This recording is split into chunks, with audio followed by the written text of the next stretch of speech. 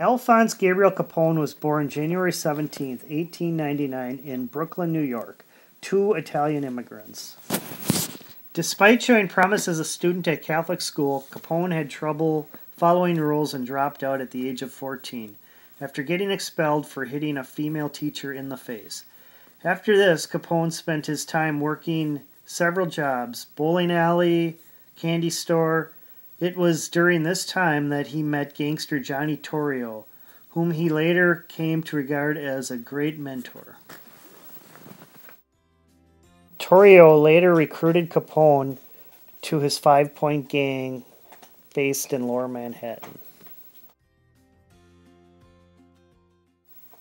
Upon reaching adulthood, Capone married Maya Josephine Coughlin, an Irish Catholic who earlier that month gave birth to their only son, Albert Francis, known as Sonny. In 1923, Capone joined Torrio in Chicago to work as a bootlegger for his gang. 2 years later, after Torrio's organization began to rise, he was severely injured from a rival gang. Torrio then returned to Italy, leaving his business solely to Capone. Now as leader, Capone began expanding and eventually managed to control large portions of the Chicago underworld, which provided his Chicago outfit with an estimated $100 million per year in revenue. Although they made profit from gambling and prostitution, the highest revenue was generated bootlegging alcohol. The organized corruption included the bribing of Chicago Mayor William Hale Thompson, and Capone's gang operated largely free of legal intrusion. With his increasing wealth, Capone became known to indulge in custom suits, cigars, and large media attention. Despite many accusations, he typically responded with, "I am just a businessman giving the people what they want." On February 14th, Valentine's Day 1929, in a warehouse in the Lincoln Park neighborhood on Chicago's North Side, 7 mob associates, 5 being members of the North Side Irish Gang, were murdered.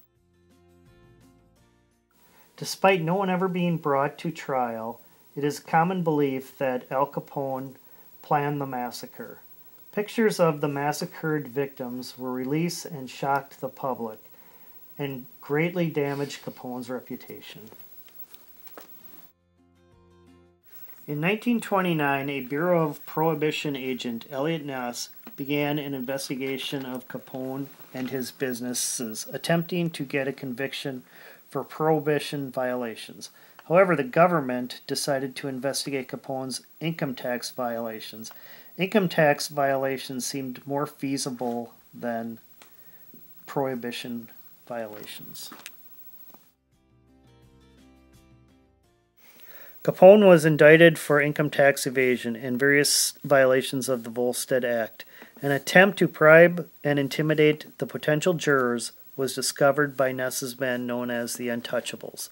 The jury was then changed, and on October 17, 1929, Capone was found guilty on 5 counts of tax evasion and failing to file income tax returns. He received an 11-year sentence, the longest time for tax evasion at that time. In prison, he would receive privileges by bribing the prison guards. After the repeal of Prohibition, however, Capone's power diminished and he stopped receiving special treatment.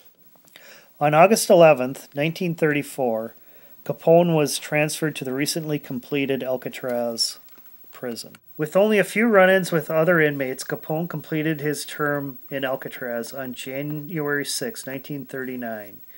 He returned to his home in Palm Island, Florida, unable to resume his criminal career due to diminished health.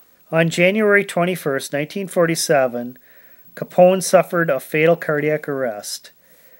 The next day, January 25, 1947, one of the most powerful gangsters of all time, Al Capone, died at the age of 48 in his Florida home surrounded by family.